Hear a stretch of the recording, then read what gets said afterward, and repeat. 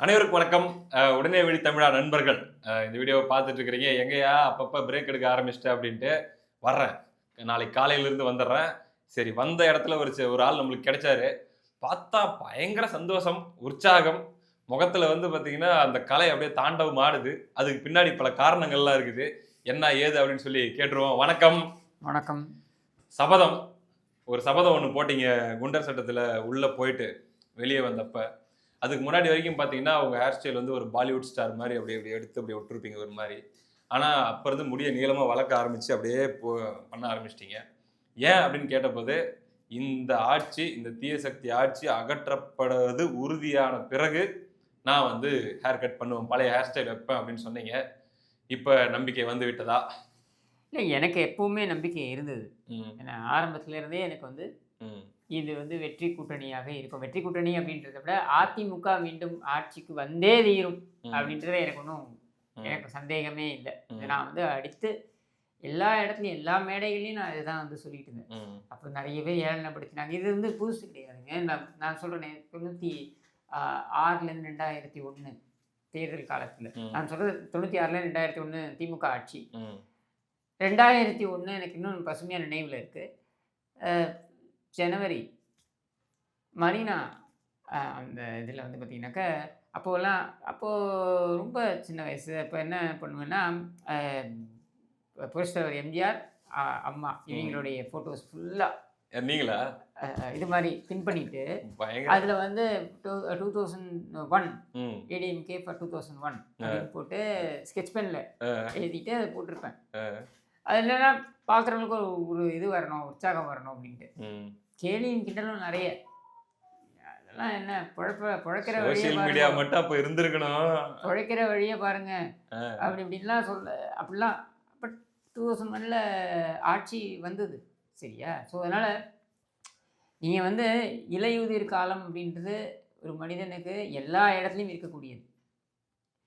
அதுக்கப்புறம் வரக்கூடிய வசந்த காலம் இருக்கு இல்லையா? அப்ப அந்த வசந்த காலத்தை நோக்கி நம்ம பயணிக்கணும் அப்படின்ற அந்த ஒரு உத்வேகம் எப்பவுமே இருந்துட்டே இருக்கணும். அதனால 2021 மே 7 எப்போ இந்த 7 பதவி ஏற்றுக்கொண்டதோ, இந்த ஸ்டாலின் பதவி ஏற்றுக்கொண்டாரோ, அப்பொழுதிலிருந்தே நான் சொல்றது இவங்களுடைய டேஸ் அது நம்பர் ஆயிட்டே வருது.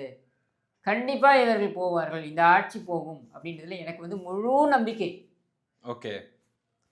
நெறைய பேர் அந்த அந்த காலகட்டங்கள்ல நான் சொல்றது அதிமுகவுக்கு இன்னைக்கு வந்து ஐய்யய்யோ! இந்த ஆட்சி போகணுங்கன்னு சொல்லக்கூடிய நெறைய பேர், அப்படி ஒரு ஆட்சிய குடுப்பாரு பாருங்க. ஸ்டாலின் வந்து அப்படியே பட்டைய கெளப்புவாரு பாருங்க. அப்ப துர்கா அப்படியே ஆனந்த கண்ணீர் விடுறாங்க பாருங்க. இவங்களுக்கு தெரியல, இவங்க அழப் போறாங்கன்றது எனக்கு தான் தெரியும். ம். அத நான் 2018, 19லயே சொல்லிட்டேன். ம். என்ன? என்ன விட்டுருங்க. ம். நீங்க என்ன கதிக்கு ஆளப் போறீங்க பாருங்க அப்படின்ட்டு. அதே மாரி நடந்துச்சு. சரியா? ம். ஸோ இது வந்து எதிர்பார்க்கக்கூடியது தான். ம். அண்ட் எப்பவுமே நீங்க வந்து பார்த்தீங்கன்னா, இந்த ஆட்சி மாற்றம்ன்றது இந்த கடைசி 3 மாதங்கள்ல தான் அது வந்து வேகம் எடுக்கும். ம். அதுக்கு அதுக்கு முன்னாடி எல்லாம் பேசிக்கிட்டு இருப்பாங்க. இப்படின்னுவாங்க, அப்படின்னுவாங்க, இது நிரந்தரமான ஆட்சின்னுவாங்க, இதெல்லாம் சொல்லுவாங்க. இந்த ம். கடைசி 3 மாதம் இருக்கு பாருங்க. ம். அதுதான் டிசைடிங் ஃபேக்டர். நீ போடுற ஆட்டமெல்லாம் போடு ராஜா. ம். அப்போ நாங்க பார்த்துக்கிறோம் அப்படின்ட்டு. மக்கள் மேல எனக்கு மிகப்பெரிய நம்பிக்கையும் உண்டு. ஓகே. அதனால அதில தான் நான் சொல்றேன்.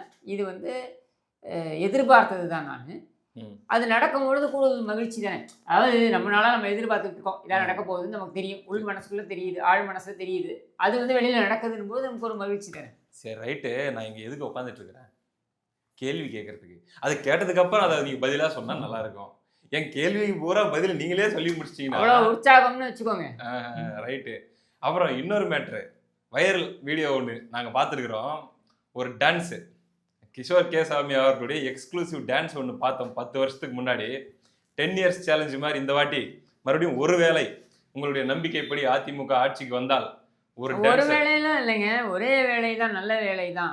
என்ன சரியா? அதிமுக ஆட்சிக்கு வருவது என்பதனை யாரும் தடுக்க போறதில்ல. தடுக்க முடியாது. அப்படின்ற ஒரு சூழல் உருவாகி கொண்டிருக்கிறது. டான்ஸ பார்க்க முடியுமா? ஏங்க எல்லாருமே குதூகலமா ஆடப் போறோங்க மகிழ்ச்சியா. இதே ஸ்டுடியோல நீங்களும் நானும் கூட ஆடுவோம். ஏன் கவலைப்படுறீங்க? அப்படியா? சரி ரைட்டு. சூப்பர். அந்த அந்த டான்ஸையும் நம்ம வந்து பார்த்தீங்கன்னா, இந்த வாட்டி நல்லா கிளாரிட்டியோட எடுப்போம். அது கொஞ்சம் கிளாரிட்டி இல்ல. அப்புறம் அந்த ஹேர் கட் மேட்டர் சொன்னேன்ல, அத ஒரு விளாகா பண்ணணும். ஆமா. ரிப்பன் கட் பண்ற மாரி நான் தான் கட்டிங் போடுவேன். ஓகேவா? அதெல்லாம் இருக்கட்டும். நடக்கும்போது பார்த்துக்கலாம். பார்க்குறோம் ஒரு ஒரு 4 மாசத்துக்கு முன்னாடி வரைக்குமே தமிழ்நாட்டுல இருக்கக்கூடிய ஒட்டுமொத்த மீடியா நரேட்டிவ் அப்படிங்கிறது எப்படின்னா, திமுக அசுர பலத்தோடு 45 விழுக்காடு வாக்குகளோடு இருக்காங்க. ஹேட்ரிக் வெற்றி அப்படியே அடுத்து வரப்போறாங்க. இந்த பக்கம் அதிமுக ஷேப்பே இல்லாம என்னமோ பண்ணிட்டுருக்காங்க. பிஜேபி உள்ள வந்தாங்க. ஆனாலும் அதுக்கப்புறம் அது அடுத்த கட்டத்த நோக்கி போகவே இல்ல. யாருமே உள்ள வரல. என்னய்யா அதாவது ட்ரோல்லாம் பண்ணாரு உதயநிதி ஸ்டாலின் வந்து. எடப்பாடி அவர்கள் கூட்டணிக்காக போய் போய் எல்லார்கிட்டயும் கையேந்திட்டு இருக்கிறாரு. யாருமே சீண்ட மாட்டேங்கிறாங்க. கடையில ஓடிட்டு இருக்குதுன்ட்டு அந்த மீம்லாம் கூட போட்டாங்க. ஆனா அதிமுக சம்பந்தப்பட்ட ஆட்கள் கிட்ட அல்லது உங்கள மாதிரியான ஆட்கள்கிட்ட பேசும்போது வெயிட் பண்ணுங்க பாஸ். அதெல்லாம் கரெக்டா நடக்கும். அது ஒரு ஜனவரி. அந்த வாக்குல தான் எங்களுது வந்து பாத்தீங்கன்னா எங்க கேமே ஸ்டார்ட் ஆகும். அப்படி டிரான்ஸ்ஃபார்மர்ஸ் மாதிரி அப்படி எல்லாம் ஒண்ணா சேருவோம் அப்படின்ற மாதிரி எங்க மாறி மாறி திட்டிட்டு கிடக்குறீங்களே அப்படின்னாலும் அதெல்லாம் அப்படித்தான் அப்படின்ற மாதிரி நீங்க சொன்னீங்க.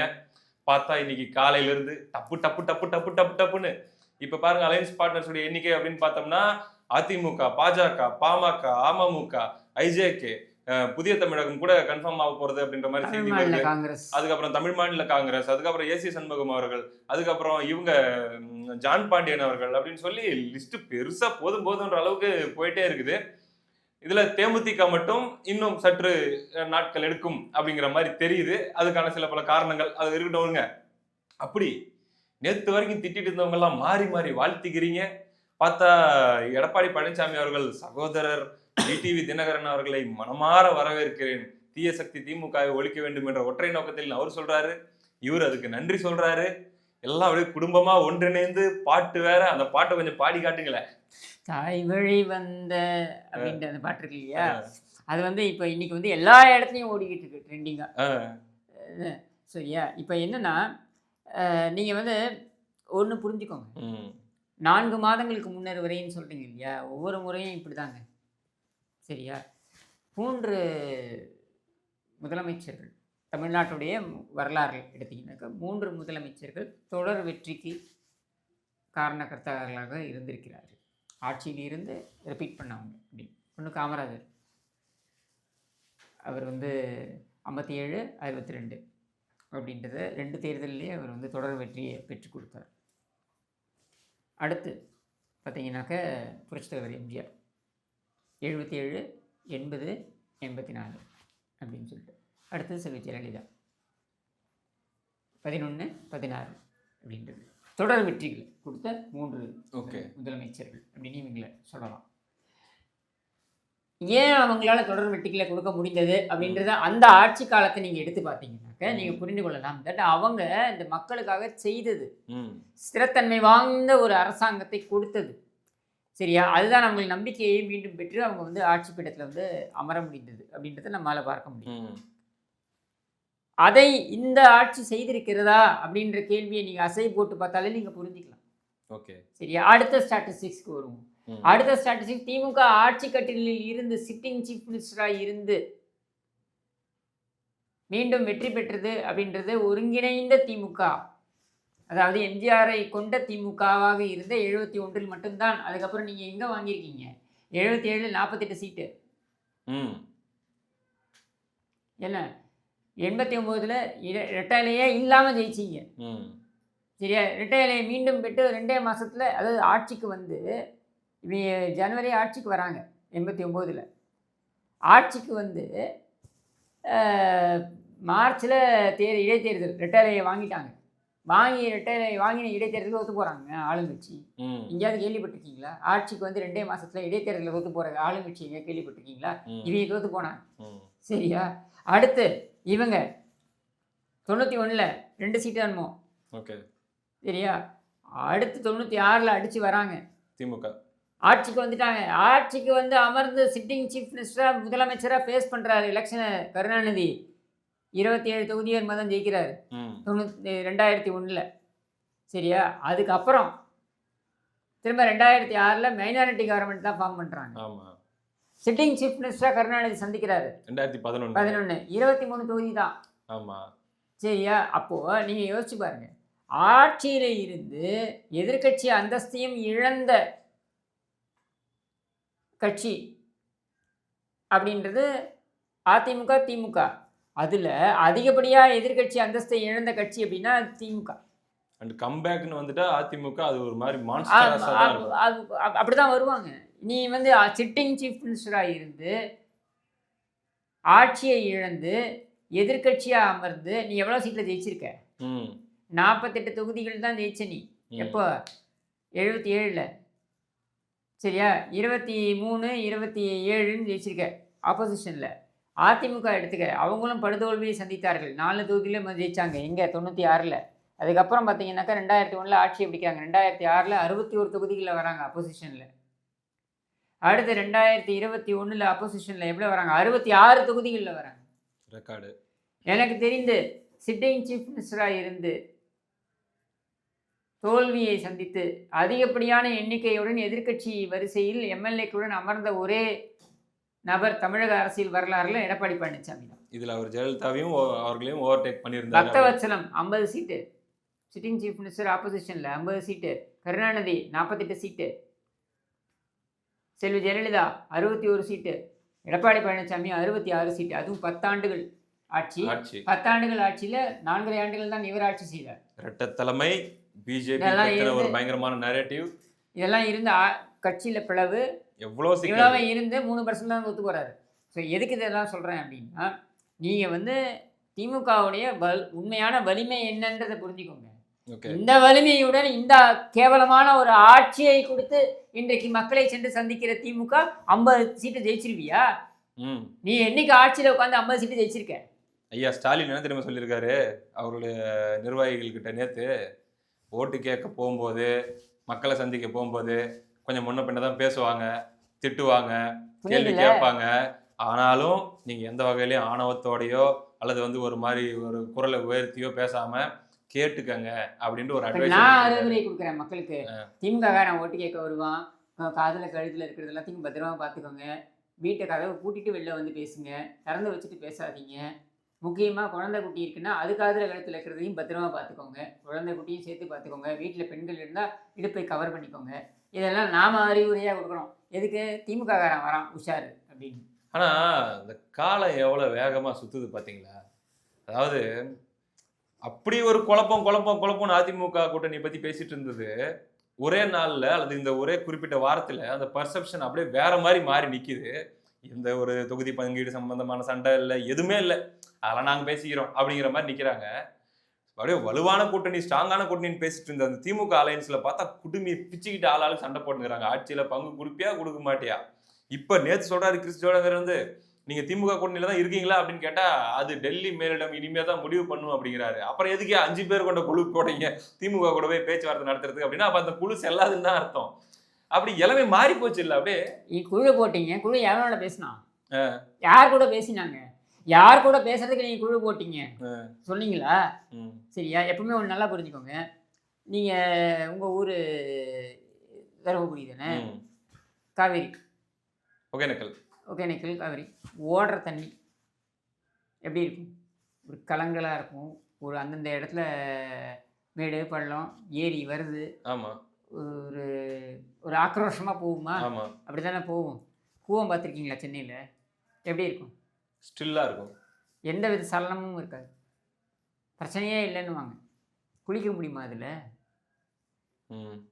ஓடுற தண்ணியில் நீங்கள் குளிக்கலாம்ல? பண்ணி கூட குளிக்க முடியாது. இதில் குளிக்க முடியுமா? சரியா? எதுக்கு நான் சொல்ல வரேன்னா, பிரச்சனையே இல்லை. பிரச்சனையே எப்படிடா பிரச்சனையே இல்லாமல் இருக்கும்? ரொம்ப அழகாக சொன்னார். எடப்பாடி பழனிசாமி ரொம்ப அழகாக சொன்னார். இது என்ன சொல்கிறாருன்னா, கூட்டணி என்பது தேர்தல் காலத்தில் நம்ம வச்சுக்கிறது. தேர்தல் முடிஞ்சிருச்சு, சரியா? அரசாங்கத்தை நான் அமைக்கிறேன், நான் தனிப்பெரும்பான்மையான அரசாங்கத்தை அமைக்கிறேன் என்றால் அது எப்படி கூட்டணி ஆட்சி ஆகும்? அது ஒரு பக்கம். அப்போ கூட்டணியில் இருக்கக்கூடிய கட்சிகள் ஆட்டோமேட்டிக்கா எதிர்கட்சி வரிசைக்கு வந்து விடுகிறார்கள். சட்டமன்றத்திலையும் அப்படித்தான். நான் தனிப்பெரும்பான்மையுடன் ஆட்சி அமைச்சிட்டேன். திமுக தனிப்பெரும்பான்மையுடன் ஆட்சி அமைச்சிருக்கு. 130 எம்எல்ஏக்கள் அவங்களுக்கு இருக்காங்க. தனிப்பெரும்பான்மை 117 இருந்தால் 117 மிடில் நம்பர் 18 வந்துட்டாங்கன்னாக்க அவங்க தனிப்பெரும்பான்மையுடன் ஆட்சி அமைக்கிறாங்க. தனிப்பெரும்பான்மையுடன் ஆட்சி அமைத்து விட்ட பின்னர் கூட்டணி கட்சிகளுக்கு ஆட்சியில் பங்கு இல்லைங்கிற நிலையில நீ எதிர்கட்சி தானே. அப்படி நாங்க செயல்படலையே. நீ அதுதான் சொல்றேன். நீ அப்போ ஒண்ணு ஆளுங்கட்சி சாதனை என்று சொல்லிக் கொள்வதற்கு நீ வந்து பங்குதாரர்னாவது சொல்லிக்கணும். உன்னால அதுவும் சொல்ல முடியாது. ஏன்னா உனக்கு ஆட்சியில பங்கு இல்லை. சரியா? சரி, ஆளுங்கட்சி தவறு செய்யும் பொழுது சுட்டிக்காட்டினேன், அதனால நான் எதிர்க்கட்சின்னாலும் நீ சொல்லிக்கலாம். அங்கேயும் இல்லை இங்கேயும் இல்லை, எங்கே தான் இருக்க நீ? காமராஜர் ஆட்சின்னு தெரியாதனமா சொல்லி சொந்த கட்சியிலே கும்மா குத்து வாங்கி கொண்டிருக்கிறேன். அதான் சொல்றேன் நான். அப்ப என்ன அர்த்தம்? ஒண்ணு நீ ஆட்சியில பங்குன்னு சொல்லி இப்ப ஸ்டாலினுடைய சாதனைகள் அப்படி ஒண்ணும் கிடையாது. அப்படியே சொல்றாங்கன்னு வைங்க, ஏதோ ஒண்ணு சொல்றாங்க, ஸ்டிக்கர் ஒட்டி சொல்றாங்கன்னு வைங்க. இந்த சாதனைக்கு நான் தான் சொந்தக்காரன்னு காங்கிரஸ் சொல்ல முடியுமா? முடியாது. கம்யூனிஸ்ட் சொல்ல முடியுமா? முடியாது. விடுதலை சிறுத்தைகள் சொல்ல முடியுமா? முடியாது. வைகோ சொல்ல முடியுமா? முடியாது. சரி, அங்க நடக்கக்கூடிய வேங்கை வயலிலிருந்து ஆரம்பித்து அத்தனை பிரச்சனைகளுக்கும் நாங்கள் கேள்வி கேட்டோம் அப்படின்னு சொல்லி இவங்க சொல்ல முடியுமா? காங்கிரஸ் சொல்ல முடியுமா? முடியாது. கம்யூனிஸ்ட் சொல்ல முடியுமா?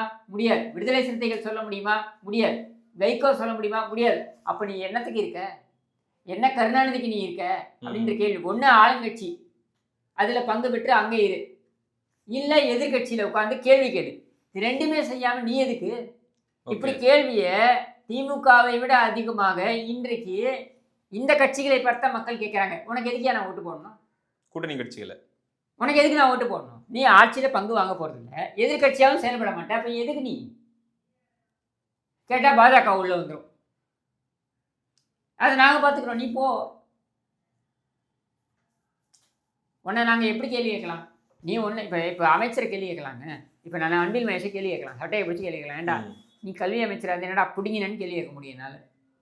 சரியா? பேட்டர் அப்படி சேகர்பாபு கேள்வி கேட்க முடியும். அறநிலைத்துறை அமைச்சராக இருந்து கோவிலெலாம் கொள்ளையடிக்கிற ராஸ்கல் அப்படின்னு என்னால் கேள்வி கேட்க முடியும். சரியா? இவன் துரைமுருகனை மணல் அவ்வளோ ஆயிரக்கணக்கான கோடி கொள்ளடிக்கிறிய அயோக்கிய பயலே அப்படின்னு என்னால் கேள்வி கேட்க முடியும். இந்த இருந்துட்டு போட்டோம். சரி, மிகப்பெரிய மாண்புமிகு அயோக்கிய பயலே சொல்லிட்டு போகிறேன். இப்போ என்னன்னா கேள்வி என்னன்னா, இவனை எல்லாம் நம்ம கேள்வி கேட்க முடியும். உன்னை என்ன கேள்வி கேட்க முடியும்?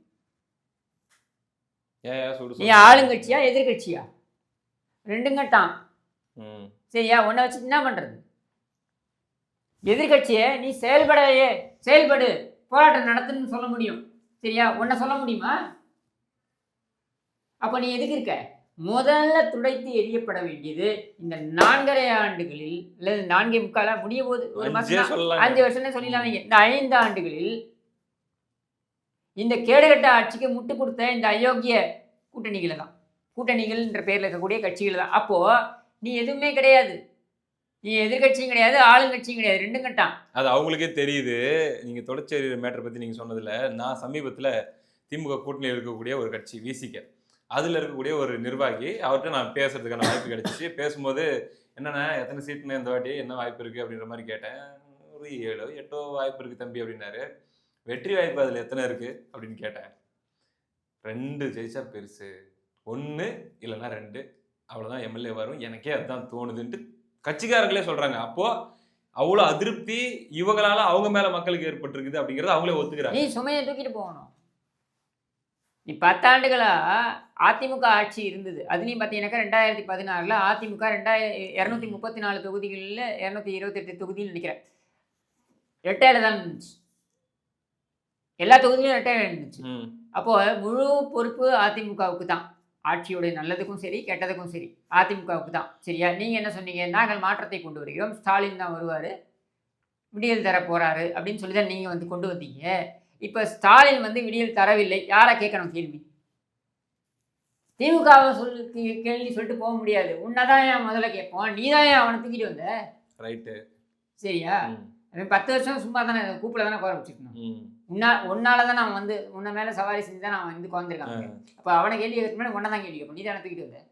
எப்படியோ மீடியாக்களே பேச வச்சிட்டீங்களே, வலுவடைந்து விட்டது பாஜக கூட்டணி, அதிமுக கூட்டணி வலுவடைந்து விட்டதுன்னு சொல்லி மீடியால செய்தி போடுற அளவுக்கு அவங்க எல்லாம் அவ்வளவு சீக்கிரம் வாயை திறக்க மாட்டாங்க. இன்னைக்கும் மீடியா அப்படிதாங்க இருக்கு. இப்போ நேத்திக்கு வேற வழி இல்லாம பேச நேத்திக்கு டைம்ஸ் இல்லங்க, நேத்திக்கு டைம்ஸ் ஆஃப் இந்தியா எடுத்து பாருங்க. டைம்ஸ் ஆஃப் இந்தியா தேசிய அளவுல புகழ்பெற்ற ஒரு வரலாற்று சிறப்பு மிக்க ஒரு ஊடகம் டைம்ஸ் ஆஃப் இந்தியா.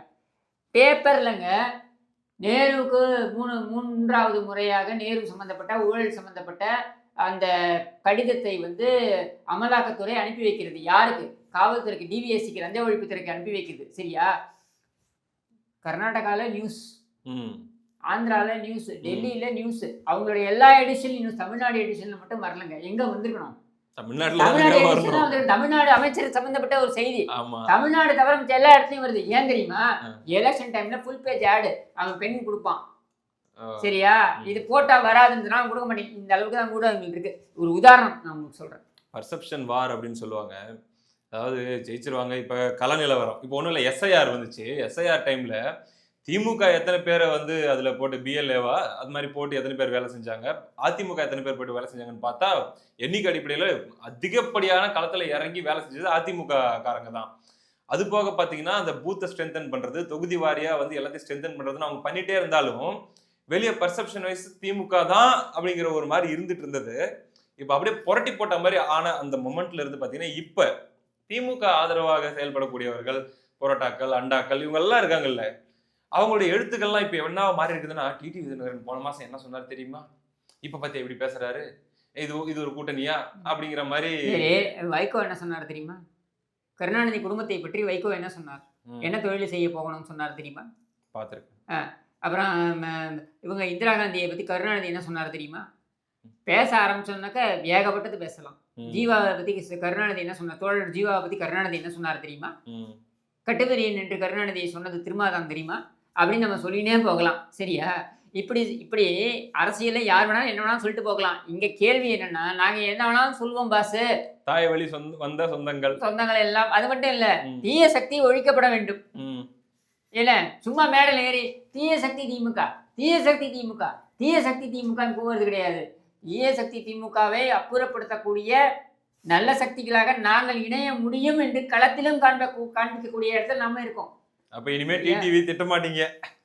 நல்லவர், பல்லவர், நாளும் தெரிந்தவர் போடு. என்ன அப்படிதான் நாங்க பார்ப்போம். அவரை மாதிரி ஒரு நல்லவர் இருக்க முடியுமா? நல்ல மனுஷங்க, முடிவு பண்ணிட்டாரு பாருங்க, வந்துட்டாரு. அப்படித்தான் நாங்க பார்ப்போம். ரைட்டுங்க. அரசியல் உண்மையிலே ரொம்ப ஒரு இன்ட்ரெஸ்டிங்கான ஒரு விஷயம். நான் ஒரு பதிவு போட்டிருந்தேன், வர வர பாலிடிக்ஸ் அப்படிங்கிறது ஒரு அடிக்ஷனா மாறிட்டு வருது மற்ற எல்லாத்த விட அப்படின்னு சொல்லி. அதுதான் நடந்துட்டு இருக்குது. இன்னும் நிறைய சர்ப்ரைசஸ் இருக்குது அப்படின்னு நம்ம கேள்விப்படுறோம். ரெண்டு சைடுமே, இந்த பக்கம் ஏடிஎம்கே என்டிஏ சைடும் இன்னும் சர்ப்ரைசஸ் இருக்கு, முடிஞ்சிடலன்னு சொல்றாங்க. இன்னொரு பக்கம் திமுக கூட்டணிக்குள்ளேயே நிறைய சர்ப்ரைசஸ் இருக்கு. பிப்ரவரியே திமுகவே ஒதுக்கி இருக்குது டெல்லி அப்படின்னு ஒரு செய்தி வருது. பார்ப்போம் என்னதான் நடக்க போகுது அப்படின்ட்டு. உங்களுடைய மகிழ்ச்சி தொடரட்டும். பார்க்கவே என்னுடைய மகிழ்ச்சி என்பதை விட இது தமிழ்நாட்டு மக்களுடைய மகிழ்ச்சியாக கண்டிப்பாக வெளிப்படும். ஏன்னா நல்ல காலம் பிறக்குது, நல்ல காலம் பிறக்குது அப்படின்ற மாதிரி இந்த கும்பல் போக போகுது, இந்த கும்பல் போக போகுது, இந்த கருணாநிதி கும்பல் ஒழிய போகுது, ஸ்டாலின் கும்பல் ஒழிய போகுது அப்படின்றத இங்கே தீர்க்கமாக சொல்லி நல்லதே நடக்கும், நல்லதையே நினைப்போம். சொல்லும் போதே உள்ள இன்னொரு சொல்லுங்க, நல்லதே நடக்கும், நல்லதே நடக்கும், நல்லதே நடக்கும், நல்லதையே நினைப்போம் அப்படின்னு சொல்லி நீங்களே ஷோவை முடிச்சிடக்கூடாது. ஏன்னா இங்க ஆப்போசிட்ல நான் உட்காந்துட்டு இருக்கிறேன். இவ்வளவு நேரம் உங்களுடைய நேரத்தை செலவு செய்து உங்களுடைய கருத்துக்களை பகிர்ந்து கொண்டதற்கு மிக்க நன்றி.